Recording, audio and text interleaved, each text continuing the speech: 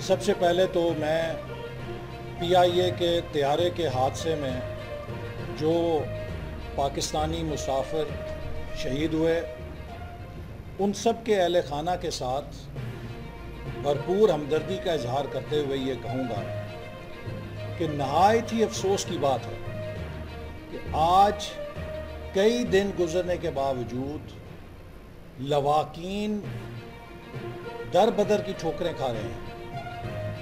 اور وہ اپنے پیاروں کی باڈیز لینے کے لیے ایک دفتر سے دوسرے دفتر جاتے ہیں اور ان کی کوئی بات سننے والا نہیں۔ مجھے افسوس سے کہنا پڑتا ہے کہ یہ حکومت جسے ہم کہتے تھے کہ یہ نالائق ہے،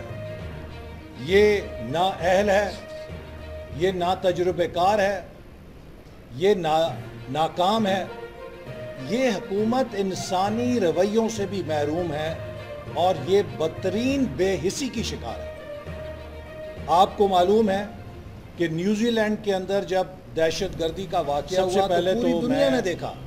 پی آئی اے وہاں کی خاتون وزیر اعظم نے کس طرح جو متاثرین کے سر پہ ہاتھ شہید ہوئے،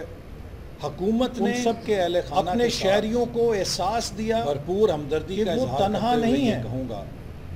جس دن سے پی آئی اے طیارہ حادثہ ہوا ہے کہ آج ان تمام متاثرین کے رشتہ دار محسوس کرتے ہیں کہ وہ کسی در بدر دشمن ملک کے اندر ہیں، انہیں اپنا ملک محسوس نہیں ہو رہا، ان کے ساتھ کوئی ہمدردی کرنے والا نہیں۔ ایک دفعہ آج بھی میڈیا کے اوپر جب میں نے ایک خاتون کی فریاد سنی تو میرا دل لرز گیا کہ یہ حکومت جسے ہم کہتے تھے کہ یہ نالائق ہے، 50 سے زیادہ وزیر ہے، اگر یہ وزیر اعظم ایک وزیر پہ یہ